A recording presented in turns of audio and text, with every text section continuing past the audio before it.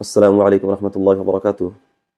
প্রিয় দর্শক, আজকে খুবই জরুরি একটা প্রশ্ন এসেছিল আমার কাছে। ভাবলাম এটা আপনাদের সঙ্গে শেয়ার করে দিই। আজকে প্রায় ১টার পর আমার মোবাইলে একটা কল আসে একটি মাসলা নিয়ে।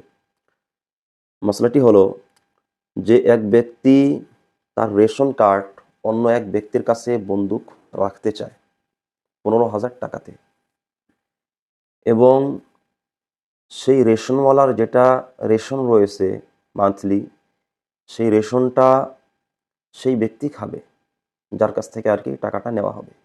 অর্থাৎ রেশন কার্ড বন্দুক থোয়ার একটা যেটা মামলা হয়, এই ধরনের মামলা করা। তো প্রশ্ন করেছিল যে এটা জায়েজ কি না।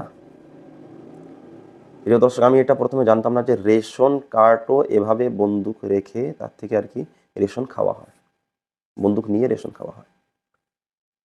যখন এটা জানতে পারলাম, তারপর আমি আরও কয়েকজন মানুষের কাছে জিজ্ঞাসা করলাম। ওনারা সবাই বলল, হ্যাঁ, এটা আমাদের সমাজে প্রচলিত রয়েছে। এভাবে রেশন কার্ড বন্দুক নিয়ে সেই রেশনটা খাওয়া হয়। তারপর যখন টাকা ফেরত দেয় তখন রেশন কার্ডটা তাকে দিয়ে দেওয়া হয়। প্রিয় দর্শক, এই বস্তুটা এটা জায়েজ কি না, শরীয়তে ইসলাম এটাকে কি বলে? প্রিয় দর্শক, আমার মুসলমান ভাইরা, এটা মোটেও জায়েজ নয়, এটা হারাম। কারণ এটা হলো সুদ, সুদের একটা লেনদেন।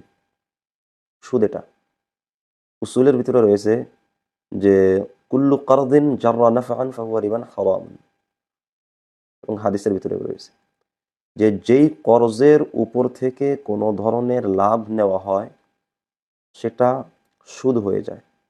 এবং সুদ কত বড় অপরাধ, কত বড় গুনাহ, এই বিষয়ে আমি আপনাদেরকে ইতিপূর্বে বলেছিলাম একটা এই ভিডিওর মাধ্যমে, যে সুদের ভিতরে ৭০টি গুনাহ রয়েছে, এবং সেই ৭০টি গুনার ভিতর থেকে সবচেয়ে নিম্নতম যেটা সুদের গুনাহ, সেটা হলো আপন মাকে বিয়ে করা। নাউযুবিল্লাহি মিন যালিক।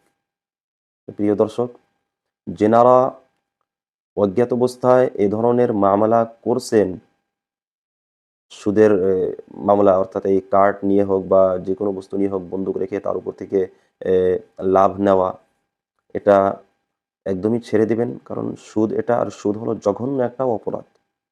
আর যেনারা করছেন এই কামটা, আল্লাহর কাছ থেকে তওবা করবেন। অবশ্যই আল্লাহ তাআলা তওবা কবুল করবেন। আসসালামু আলাইকুম ওয়া রাহমাতুল্লাহ।